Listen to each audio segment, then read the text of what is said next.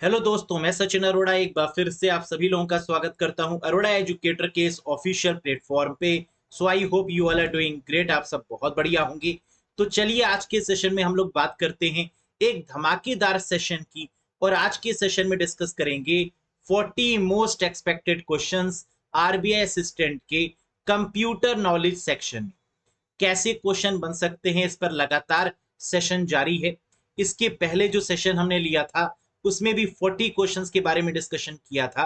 Exam before exam, यानी exam कैसे आएगा उस पर भी हम चर्चा कर चुके हैं। और अगर वो वीडियो अभी तक नहीं देखी है तो वो भी जरूर देख लीजिएगा। वीडियो के लिंक्स आपको डिस्क्रिप्शन बॉक्स में मिल जाएंगे। साथ ही साथ यहाँ पर हम बात करेंगे एग्जामिनेशन की। देखिए, बहुत जरूरी है कूल डाउन होके पेपर को करना। एग्जाम बहुत नजदीक है। मान के चलिए कि सिलेक्शन होगा ही होगा। तो एडवांस में कॉन्ग्रेचुलेशंस आप सभी लोगों को। इतनी मेहनत से आपने प्री क्वालिफाई किया है और अब मेंस भी आपके सामने आ चुका है।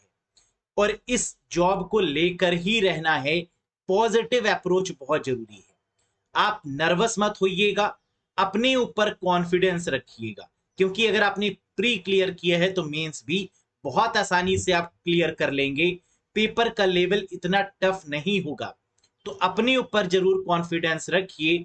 और बिल्कुल आप हमसे एग्जाम के बाद हमें जरूर बताइएगा कि आपका पेपर कैसा हुआ। और सिलेक्शन के समय पर एक मिठाई का डिब्बा तो बनता ही है। चलिए विदाउट फर्दर एडू हम लोग यहाँ पर बात करते हैं बेस्ट 40 मोस्ट एक्सपेक्टेड क्वेश्चंस की।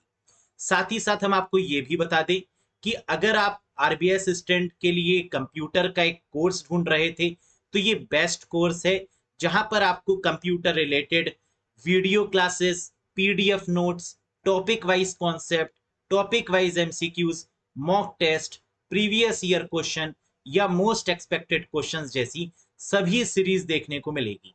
और वैलिडिटी यहां पर रहने वाली है 6 months from the date of purchase.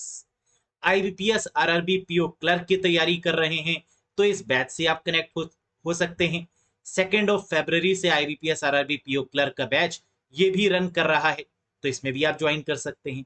अगर आप ईसीजीसी पीओ का एग्जाम देने जा रहे हैं और उसके लिए आप एक बैच ढूंढ रहे हैं तो भी आईबीपीएस आरआरबी पीओ या क्लर्क वाला बैच सबसे बेस्ट रहने वाला है।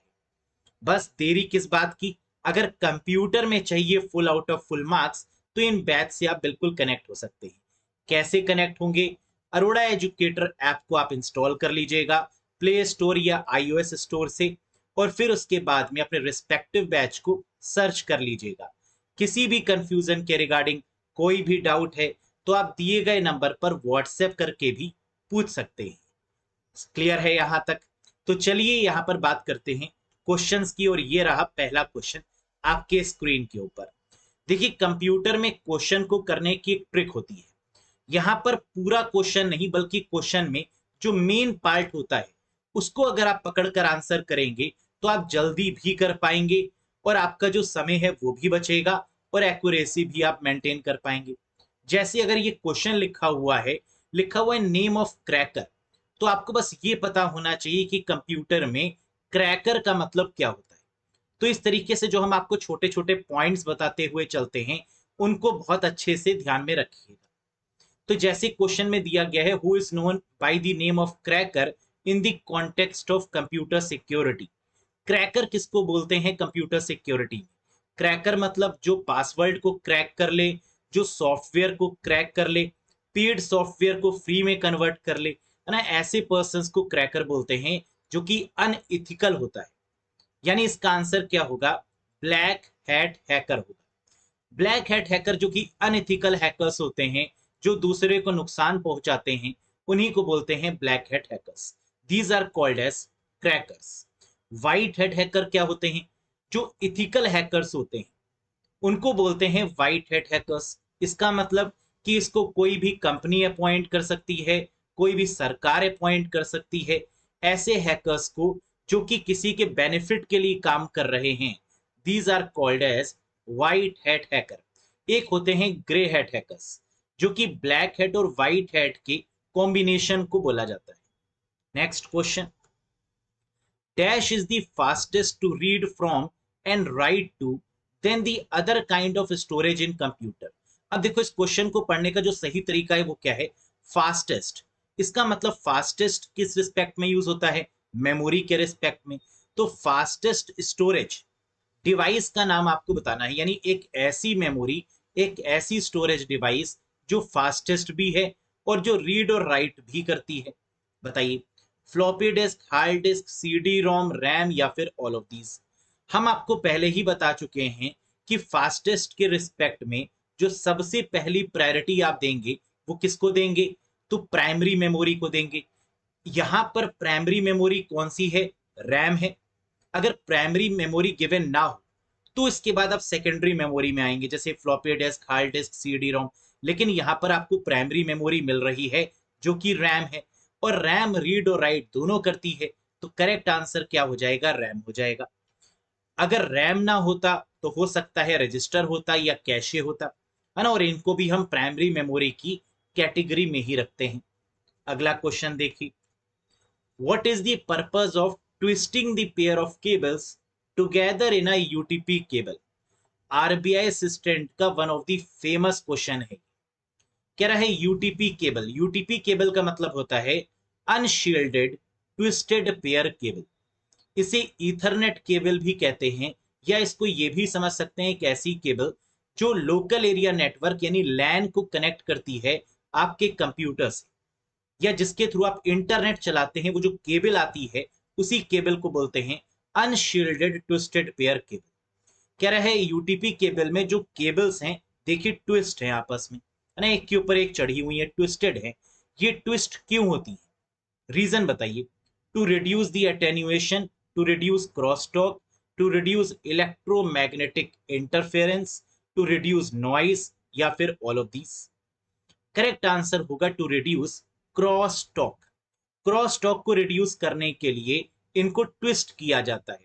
अब क्वेश्चन उठता है, सर क्रॉस टॉक का मतलब क्या है। क्रॉस टॉक का मतलब होता है डेटा को कोलाइड होने से बचाना। यानी अगर डेटा पास हो रहा है तो ये हो सकता है कि डेटा आपस में कोलाइड कर जाए, डेटा जो है वो टकरा जाए, और डेटा के कोलिजन को बचाने के लिए, डेटा के टकराव को बचाने के लिए इनको ट्विस्ट कर दिया जाता है, ताकि स्पीड थोड़ी सी स्लो हो जाए और डेटा जो है वो बहुत अच्छे से ट्रैवल करे। Next, which cable used for RJ11 connectors. कौन सी केबल RJ11 कनेक्टर्स में यूज की जाती है। तो आपको ये पता होना चाहिए कि ये जो कनेक्टर है जिसे RJ11 बोलते हैं, ये किस में यूज होता है। Thin coaxial cable, thick coaxial cable, UTP, telephone, या all of these. Correct answer होगा टेलीफोन केबल में RJ11 कनेक्टर का यूज होता है। अब ये क्वेश्चन देखो दो तरीके से इंपॉर्टेंट है। अगर एग्जाम में ये पूछा जाए कि टेलीफोन केबल में किस कनेक्टर का यूज होता है, तो आंसर क्या होगा, RJ11। देखा होगा आपने, जो आपके घर में टेलीफोन्स लगे होते हैं उसमें जो केबल कनेक्ट होती है, उसमें जो कनेक्टर लगा होता है वो RJ11 है। या फिर अगर क्वेश्चन पूछें कि RJ11 कनेक्टर कहाँ पर यूज होता है, तो आंसर होगा टेलीफोन केबल में। आरजे की यहाँ पर फुल फॉर्म है रजिस्टर्ड जैक। ये क्वेश्चन भी पूछा जाता है कि RJ11 या RJ45 में आरजे की फुल फॉर्म क्या है, तो रेडियो जॉकी नहीं है, रजिस्टर्ड जैक है। Next, which type of connector is mostly used these days for connectivity with the network card. क्या रहे, नेटवर्क कार्ड यानी नेटवर्क इंटरफेस कार्ड जिसको हम लोग बोलते हैं, इंटरनेट कनेक्टिविटी के लिए जिसका यूज किया जाता है। क्या रहे, इंटरनेट कनेक्टिविटी के लिए या नेटवर्क कार्ड में यूज होने वाले कनेक्टर का नाम बताइए। RJ11, BNC, RJ45, RJ33, या ऑल ऑफ दीज। बिल्कुल सही आपने आंसर दिया है, the correct one is RJ45 connector. Internet के केस में जो यूटीपी केबल होती है, जिसके बारे में अभी हम बात भी कर रहे थे, उस केबल के आगे जो कनेक्टर लगा होता है वो है आपका RJ45 कनेक्टर, जिससे इंटरनेट हम कनेक्ट करते हैं अपने कंप्यूटर्स में। तो वो जो केबल है उसके आगे जो कनेक्टर है वो रजिस्टर्ड जैक 45 है, जबकि RJ11 का यूज करते हैं टेलीफोन के केस में। Next, the shortcut key to open a task manager is. Task manager को ओपन करने की शॉर्टकट की का नाम बताइए। Alt F1, alt control delete, alt plus tab, F1 या F6? करेक्ट आंसर होगा ऑल्ट कंट्रोल और डिलीट। इसको कैड के नाम से भी जाना जाता है क्योंकि कई बार इसको कंट्रोल ऑल्ट और डिलीट के नाम से भी हम लोग जानते हैं। इसे थ्री फिंगर की भी बोलते हैं, जिसका यूज होता है टास्क मैनेजर को ओपन करना या सिस्टम को रिबूट करना, है ना। तो दो क्वेश्चन यहां से बनते हैं, which shortcut key is use to reboot a computer, control alt delete या ऑल्ट कंट्रोल डिलीट, या which shortcut key is use to open a task manager. Again यही होगा आपका correct answer. Next, the core of operating system. Operating system का जो core है, जो base है, जो इंपॉर्टेंट फैक्टर है, वो क्या है? यूनिक्स, कर्नल, कमांड, शेल या ड्राइवर? क्या लगता है आपको? करेक्ट आंसर होगा कोर का मतलब कर्नल। देखो जब कोर बोलते हैं ना तो के की आवाज आती है, कोर। तो याद रखिएगा कोर मतलब कर्नल, के, कर्नल। तो kernel is the core factor of the operating system. Next, which of the following command is used to switch between the window programs? कह रहा है ओपन विंडो प्रोग्राम्स या open window softwares के बीच में अगर आपको क्या करना है, स्विच करना है, तो कौन सी शॉर्टकट की का यूज करेंगे? Alt tab, alt F4, control tab, tab या फिर नन ऑफ दीज? बहुत ही पॉपुलर क्वेश्चन है और करेक्ट आंसर होगा ऑल्ट के साथ में टैब का यूज करते हैं to switch between the open programs या to switch between the window programs. Correct answer is alt plus tab. Next, which operating system uses short file name? कह रहा है ऐसा कौन सा ऑपरेटिंग सिस्टम है जिसमें फाइल का नाम बहुत छोटा हो सकता है या बहुत छोटा फाइल का नाम प्रिफर किया जाता है? विंडोज, यूनिक्स, लाइनेक्स, डॉस या एंड्रॉइड? तो आप लोग को पता होना चाहिए कि डॉस ऑपरेटिंग सिस्टम एक ऐसा ऑपरेटिंग सिस्टम है जिसमें शॉर्ट फाइल नेम हम लोग ऑप्ट करते हैं, और MS डॉस यानी माइक्रोसॉफ्ट का डिस्क ऑपरेटिंग सिस्टम, इसमें जो लिमिट है वो है 8 कैरेक्टर्स की। तो जो फाइल नेम है वो कितने कैरेक्टर्स का होना चाहिए? 8 कैरेक्टर का। ये लिमिटेशन यहां पर दी गई है। Next, in a folder which of the following key is used to rename the file और अ फोल्डर? कह रहे अगर आपको किसी भी फाइल या फोल्डर को रीनेम करना है तो उसके लिए कौन सी फंक्शन की का यूज करेंगे? बताइए तो। F1, F2, F5, F6 या F8? बिल्कुल सही, करेक्ट आंसर होगा F2 is used to rename any file और अ फोल्डर। किसी भी फाइल या फोल्डर को रीनेम करने के लिए F2 की का यूज किया जाता है। एक्सेल में भी F2 की का यूज करते हैं सेल को एडिट करने के लिए। तो ये क्वेश्चन भी पूछा जाता है कि एक्सेल में सेल को एडिट करने के लिए कौन सी फंक्शन की का यूज करते हैं? तो करेक्ट आंसर क्या होगा? F2 होगा। Next, which of the following is true about cookies? Cookies के रिस्पेक्ट में कौन सा पॉइंट वैलिड है? Cookies are use to identify user who revisit a website. जो वेबसाइट पर आता है क्या उसकी इंफॉर्मेशन कुकीज में स्टोर होती है? आंसर है yes. Cookies is in the form of text file, very true. Cookies send by the server and cookies saved in the browser, ये दोनों पॉइंट वैलिड हैं। कुकीज सर्वर सेंड करता है और सेव कहां पर होती हैं? क्लाइंट में, मतलब ब्राउजर में। तो आंसर क्या होगा? All of this is the correct one. Clear? Next question देखिए, which of the following malicious program do not replicate automatically? कह रहा है इसमें से ऐसा कौन सा malicious प्रोग्राम है जो रेप्लिकेट नहीं करता? देखिए वायरस की खास बात क्या होती है? रेप्लिकेट करता है। और वॉर्म की खास बात क्या होती है? ये सेल्फ रेप्लिकेट करता है। तो जब कभी भी क्वेश्चन में सेल्फ रेप्लिकेट आएगा तो इसका मतलब क्या होगा? वॉर्म होगा। और रेप्लिकेट का मतलब क्या होता है? अपनी खुद की कई सारी कॉपीज को क्रिएट कर लेना। तो सेल्फ रेप्लिकेटिंग मतलब वॉर्म, सिर्फ रेप्लिकेटिंग मतलब वायरस। लेकिन क्वेश्चन में क्या पूछ रहा है कि इनमें से कौन सा है जो रेप्लिकेट नहीं करता? तो वॉर्म होता है, वायरस करता है, ज़ोंबी भी करता है, लेकिन ट्रोजन हॉर्स रेप्लिकेट नहीं करता। क्योंकि आप जानते हैं कि ट्रोजन हॉर्स का मेन फीचर क्या है? ये अपने आप को बहुत शरीफ बताता है लेकिन होता नहीं। It pretend to be useful but actually not. है ना, this is called Trojan horse. Next, Ethernet and token ring are types of. कह रहा है ईथरनेट और टोकन रिंग क्या है? Abstract medium, LAN, physical medium, communication medium या all of these? बताइए इसका करेक्ट आंसर। बिल्कुल सही, ये आपके लोकल एरिया नेटवर्क के टाइप है। लैन जो होता है वो 4 टाइप में डिवाइडेड है। एक टोकन रिंग, टोकन बस, ईथरनेट और एफडीडीआई। ये 4 तरीके की आपकी लोकल एरिया नेटवर्क होती हैं, जिसमें 2 यहां पर नाम गिवन थे, तो आंसर क्या है? Local area network. एक बार फिर से याद रखिएगा, ईथरनेट, टोकन रिंग, टोकन बस और एफडीडीआई, ये 4 तरीके की आपके लोकल एरिया नेटवर्क्स हैं। Next, resolution of a laser printer is measured इन।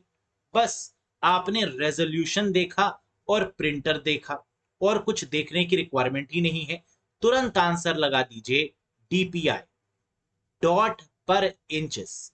क्योंकि प्रिंटर के रेजोल्यूशन को हमेशा डीपीआई में ही मेजर किया जाता है। डॉट पर इंचेस इसकी फुल फॉर्म है। जैसे आपके सामने इमेजेस गिवन है, एक 300 डीपीआई की है और एक 72 डीपीआई की है, तो इसका मतलब क्वालिटी ऑफ द इमेज है ना, इसका मतलब resolution of the image. Next, speed of laser printer is measured in. Laser printer की स्पीड को किसमें नापा जाता है? पीपीएम, सीपीएम, एलपीएम, डीपीआई या ऑल ऑफ दीज? तो हम लोग जानते हैं जितने भी लेटेस्ट प्रिंटर हैं, जितने भी नॉन इम्पैक्ट प्रिंटर हैं, जैसे थर्मल, इंकजेट, लेजर या प्लॉटर, इन सभी केसेस में आंसर होगा पीपीएम, पेजेस पर मिनट, यानी first is the valid one. Next, when a key is pressed on the keyboard, which standard is used for converting the keystroke into the corresponding bit? कहीं पर भी की press, ये देख लें, और कीबोर्ड के बारे में लिखा हुआ है, की और कीबोर्ड, ये अगर कहीं भी डिस्कशन होगा और बिट्स के फॉर्म में आपसे पूछा जाएगा, तो हमेशा आंसर होगा ANSI, American national standard institute, यानी सेकंड इज दी बिल्कुल correct answer. ANSI is the right. Next, Android is based on which of the following language? कह रहा है एंड्रॉइड ऑपरेटिंग सिस्टम किस लैंग्वेज पर बेस्ड है? मोबाइल पर चलने वाला सबसे फेमस ऑपरेटिंग सिस्टम एंड्रॉइड है, जो गूगल कंपनी ने बनाया है। तो किसका है एंड्रॉइड? गूगल का है। पर्सन कौन है? एंडी रूबिन है। बताना है कि किस लैंग्वेज की मदद से इसको बनाया गया, Java, C plus plus, C sharp या all of these? Correct answer होगा that is Java. First is the valid. Next question guys, which is used to return to the first slide during the slide show? Slide show के दौरान अगर आपको पहली slide पर वापस आना है, जैसे हम यहाँ पर आपको स्लाइड शो में दिखा रहे हैं, और अगर पहली स्लाइड में हमें वापस आना है तो हमें क्या करना होगा? 1 plus enter, shift plus 1 plus enter, control plus 1 plus enter, control plus 1 या कंट्रोल प्लस F5? बिल्कुल करेक्ट आंसर होगा 1 plus enter is used to return to the first slide during the slideshow. Next, it is a technique that is used to send more than one call over a single line. एक ही line पर एक से ज्यादा call भेजना, ये क्या कहलाता है? To send more than one call over a single line. N number of inputs where we can get n number of output in a single line is called. Answer is multiplexing.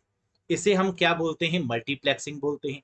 जैसे कि आप देख रहे हैं कई सारे input जा सकते हैं, एक ही लाइन पर ट्रैवल होके सिंगल आउटपुट में ये एक तरीके से कन्वर्ट हो रहा है, तो that is what we called multiplexing. Next, a mistake in an algorithm that causes incorrect result is called. कह रहे हैं एल्गोरिथम में अगर कोई भी गलती होती है तो उसकी वजह से एरर आ जाती है, और उस तरीके की एरर को क्या बोलते हैं? Logical error, syntax error, procedural error, compiler error या मशीन एरर? बिल्कुल सही करेक्ट आंसर होगा this is called logical error. तो एल्गोरिथम अगर मिल जाए तो आंसर क्या होगा? लॉजिकल एरर होगा। इस तरीके से पॉइंट्स को आपको पकड़कर याद रखना है। Next, it is a technique that makes the RAM appear larger than it is, RAM का साइज जितना रैम है उससे ज्यादा एज्यूम करना, ये क्या कहलाता है? जैसे अगर आपके मोबाइल फोन में 4 GB रैम है, लेकिन आपको रिक्वायरमेंट कोई एक ऐसा सॉफ्टवेयर है आपके मोबाइल फोन में जो आपको चलाना है, या कोई एक ऐसा गेम है जो आपको चलाना है जिसमें 4 GB के से ज्यादा की रिक्वायरमेंट है, तो इस केस में जो कॉन्सेप्ट यूज होता है वो है वर्चुअल मेमोरी का। तो करेक्ट आंसर होगा रैम के साइज को वर्चुअली इंक्रीज करने का प्रोसेस है वर्चुअल मेमोरी। और इस केस में रैम जो स्पेस है वो कहाँ से उधार मांगती है? तो याद रखिएगा, हार्ड डिस्क से स्पेस को उधार मांगा जाता है वर्चुअल मेमोरी के कॉन्सेप्ट में। यही यहां पर दिखाया गया है। Next, when the text automatically goes on to the next line, that is called, जब भी टेक्स्ट ऑटोमेटिकली अगली लाइन पर पहुंच जाता है, इस फीचर को एमएस वर्ड में क्या बोलते हैं? Text wrap, page wrap, wrap word, word wrap, या none of these? Previous year में पूछा गया क्वेश्चन भी है, बताइएगा। बिल्कुल सही, this is called word wrap feature, जहां पर लिखते समय अगर आप एज पर पहुंच गए तो ऑटोमेटिकली जो आपका टेक्स्ट है वो नेक्स्ट लाइन पर चला जाएगा। This is called word wrap. Next, which port connect special type of music instrument to sound card?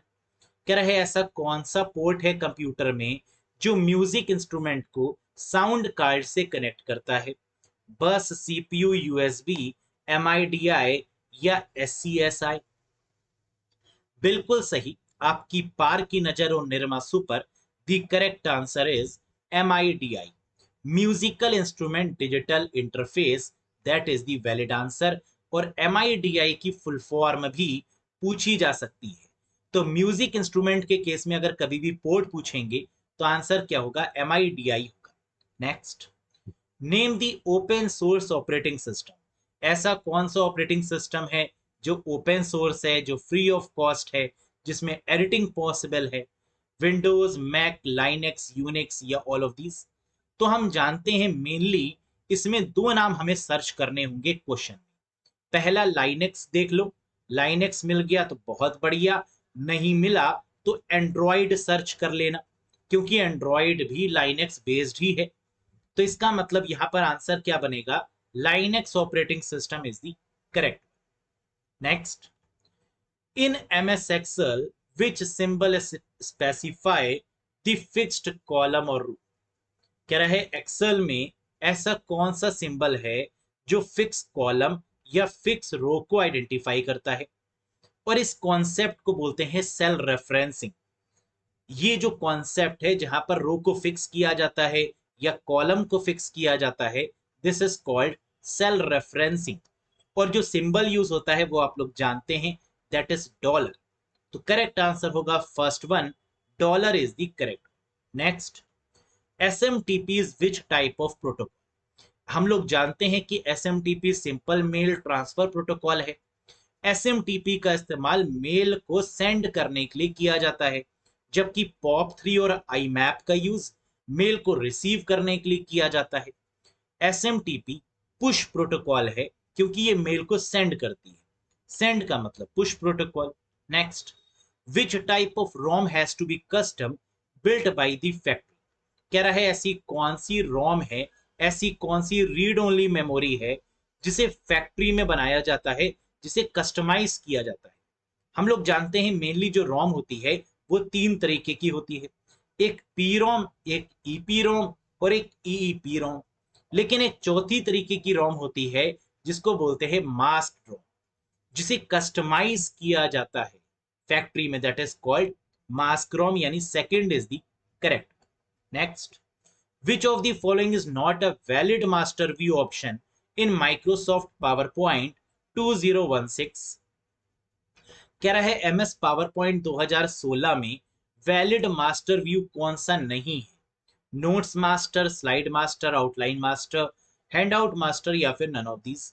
हम लोग जानते हैं नोट्स, स्लाइड, हैंडआउट ये तो हमारे मास्टर व्यू हैं, लेकिन आउटलाइन मास्टर ये हमारा मास्टर व्यू नहीं है। आप देख भी सकते हैं यहाँ पर टोटल नंबर ऑफ व्यूज कितने होते हैं पावर पॉइंट में? 8 व्यूज होते हैं, 5 + 3, प्रेजेंटेशन व्यू 5, और 3 होते हैं मास्टर व्यू। जबकि आप देख सकते हैं नोट, स्लाइड और हैंडआउट, नोट, स्लाइड और हैंडआउट ये तो मास्टर व्यू में गिवन है, लेकिन आउटलाइन मास्टर ये आपका प्रेजेंटेशन व्यू का पार्ट है, या आउटलाइन व्यू हम इसको बोलते हैं। क्लियर है? नेक्स्ट देखिए, a hard disk drive can be directly connected to a PC via. कह रहा है हार्ड डिस्क को पर्सनल कंप्यूटर से कनेक्ट किया जाता है किसकी मदद से? तो हार्ड डिस्क में जो केबल लगी होती है वो साटा केबल होती है या पाटा केबल होती है? तो ढूंढ लो, क्या साटा पाटा दिख रहा है? नहीं दिख रहा। अगर ये दोनों नहीं दिख रहे हैं फिर आंसर हो जाएगा SCSI इंटरफेस, यानी small computer system interface is the correct one. First यहां पर वैलिड आंसर बनेगा। Next, A drive and B drive in a computer is reserved for. कह रहा है कंप्यूटर में दो ड्राइव्स होती हैं, एक ए होती है और एक बी होती है, जो आजकल देखने को नहीं मिलती, क्योंकि आजकल सी ड्राइव से शुरू होता है। तो कह रहा है कि ए ड्राइव और बी ड्राइव कंप्यूटर में किसके लिए रिजर्व होती है? Hard disk, compact disk, DVD, floppy disk, या ऑल ऑफ दीज? बिल्कुल सही, करेक्ट आंसर होगा floppy disk is the right one. A drive और बी ड्राइव फ्लॉपी डिस्क के लिए, जबकि सी ड्राइव हार्ड डिस्क के लिए रिजर्व होती है। Next, which chip contain the system BIOS and can hold data permanently even without electricity.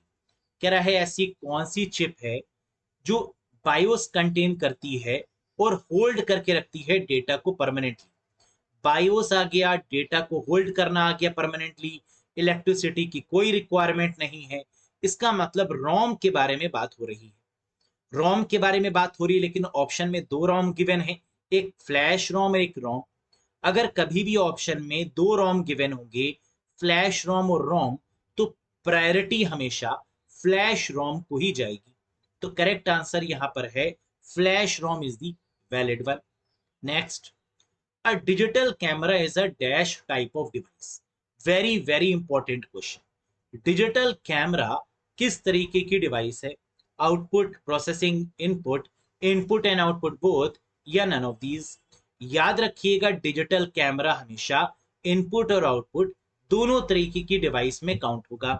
So the correct answer is fourth one, input and output both.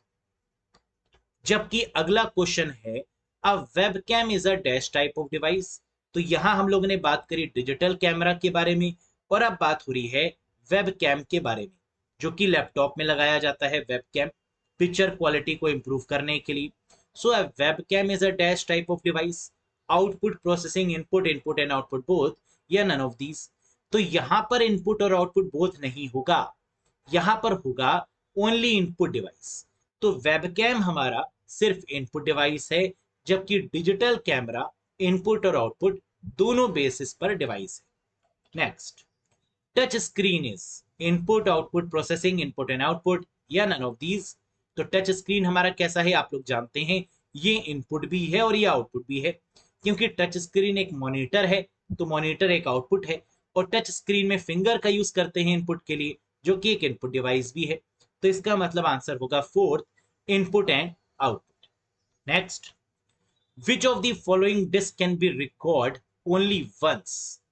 कह रहा है ऐसी कौन सी disc है जिसमें सिर्फ एक बार रिकॉर्ड किया जा सकता है? ये क्वेश्चन दो तरीके से पूछा जाता है। ऐसी कौन सी डिस्क है जो ब्लैंक है, या ऐसी कौन सी डिस्क है जिसमें एक बार रिकॉर्ड कर पाना पॉसिबल है? और इन दोनों ही केस में आंसर होगा CDR एंड DVDR, यानी CD recordable and DVD recordable. CD की फुल फॉर्म है कॉम्पैक्ट डिस्क और DVD की फुल फॉर्म है डिजिटल वीडियो डिस्क या डिजिटल वर्साटाइल डिस्क। क्लियर है? और CD, DVD या BRD यानी ब्लूरे डिस्क, ये आपकी ऑप्टिकल डिस्क की कैटेगरी में आती है। Next, what is the process of smoothing out digital noise in graphics called? कह रहा है ये क्वेश्चन भी बहुत पॉपुलर क्वेश्चन है और बैंकिंग में कई बार ये क्वेश्चन पूछा जा चुका है। कह रहा है smoothing out digital noise, digital noise को स्मूथ करने के प्रोसेस को क्या कहा जाता है? डीथरिंग कहा जाता है ना? जैसे कि यहाँ पर आप इमेज में भी देख रहे हैं कि डिजिटली चीजों को थोड़ा सा इंप्रूव करना और थोड़ा सा यहाँ पर अलग तरीके से रिप्रेजेंट करना, smoothing out the digital noise, है ना, बहुत ज्यादा आईज में स्ट्रेन ना पड़े इस तरीके से बनाना, that is called D3। Next, time taken to read and write the hard disk is called.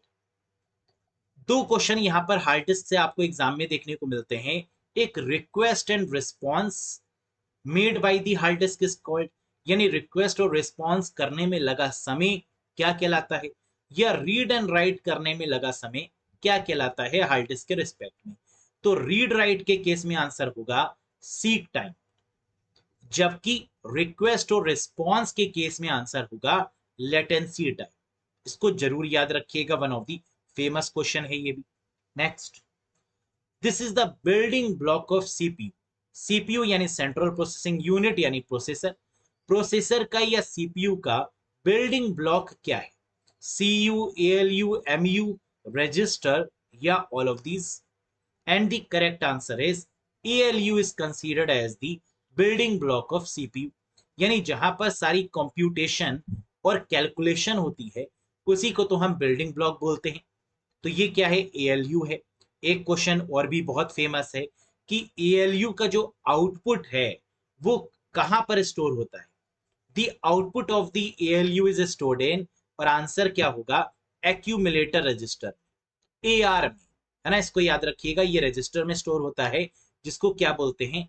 Accumulator register के नाम से जानते हैं। Next, which printer require special paper for printing. क्या है, ऐसा कौन सा प्रिंटर है जिसमें स्पेशल तरीके की पेपर की रिक्वायरमेंट होती है प्रिंटिंग के दौरान? तो आंसर है thermal printer is a paper in which special type of paper is required and this type of paper is called as thermochromic paper. तो थर्मल प्रिंटर में जो स्पेशल तरीके का प्रिंटर होता है जिस पेपर में ही इंक होती है उस पेपर को बोलते हैं thermochromic paper. Next and the last question guys, who among the following is known as the father of modern computer science. इनमें से आपको बताना है कि मॉडर्न कंप्यूटर साइंस के जो फाउंडर हैं, जो पापा है, वो कौन है। कंप्यूटर के फाउंडर तो आप जानते हैं चार्ल्स बेबेज है, लेकिन मॉडर्न कंप्यूटर साइंस के फाउंडर एलन ट्यूरिंग है। सो the correct one is second one, mister Alan Turing. तो आई होप कि अभी तक आपका जो कॉन्फिडेंस लेवल होगा कंप्यूटर को लेकर वो काफी सॉलिड हो चुका होगा। अगर आपने अच्छे से वीडियोस देखी हैं, अगर आपने अच्छे से प्रैक्टिस की है, तो ऐसे ही क्वेश्चन आपको एग्जाम में देखने को मिलेंगे। बस एक चीज से आपको बचना है, वो क्या? कि ऐसा ना हो कि एग्जाम में आपको क्वेश्चन आता है और गलत हो जाए, है ना। तो बस ये मत करिएगा, क्वेश्चन को अच्छे से पढ़िएगा, जो कॉन्सेप्ट हमने बताए हैं उनको याद रखिएगा, और सबसे बड़ी बात कि अपने ऊपर कॉन्फिडेंस आपको रखना है। तो जरूर सोचिएगा, आरबीआई असिस्टेंट यानी रिजर्व बैंक ऑफ इंडिया में जॉब करने वाले हैं, है ना, ये कोई छोटी बात नहीं है। तो प्राउड फील करिए अपने ऊपर, है ना, और ये मान के चलिए कि सिलेक्शन होगा ही होगा। अगर कोई भी डाउट है तो कमेंट बॉक्स में आप कमेंट कर सकते हैं। किसी भी क्वेश्चन में कोई भी डाउट है तो बिल्कुल आप पूछ सकते हैं। कोई भी बैच अगर आपको कंप्यूटर के रिस्पेक्ट में ज्वाइन करना है तो अरोड़ा एजुकेटर ऐप को इंस्टॉल करिएगा, वहां पे कोर्सेज में सर्च करिएगा और बिल्कुल ज्वाइन कर लीजिएगा। किसी भी कहीं पर भी कोई कंफ्यूजन है बैच के रिगार्डिंग तो हमने नंबर भी आपको स्टार्टिंग में दिया हुआ है, उस नंबर के थ्रू आप कंफर्म भी कर सकते हैं।